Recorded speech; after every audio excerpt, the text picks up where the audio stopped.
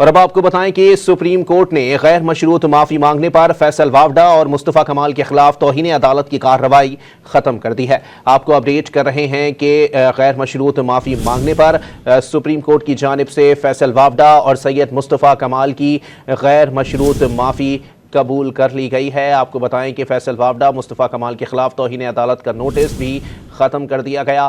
Justice قاضی فائز عیسیٰ نے کہا کہ آپ پارلیمان میں عوام کی نمائندگی کرتے ہیں، ہم آپ کی عزت کرتے ہیں، امید ہے آپ بھی ہماری عزت کریں گے۔ ساتھ ہی ساتھ آپ کو واضح کرتے چلیں کہ ایک دوسرے کو نیچا دکھانے سے عوام کو نقصان ہوگا۔ آپ کو بتائیں کہ ایم کیو ایم کے رہنما سید مصطفیٰ کمال اور سابق وفاقی وزیر فیصل وافڈا کے خلاف توہین عدالت کی کارروائی جو ہے وہ ختم کر دی گئی ہے، اور اس حوالے سے جو ہے وہ چیف جسٹس قاضی فائز عیسیٰ نے ریمارکس میں کہا ہے کہ آپ پارلیمان میں عوام کی نمائندگی کرتے ہیں، ہم آپ کی عزت کرتے ہیں، امید ہے آپ ہماری بھی عزت کریں گے۔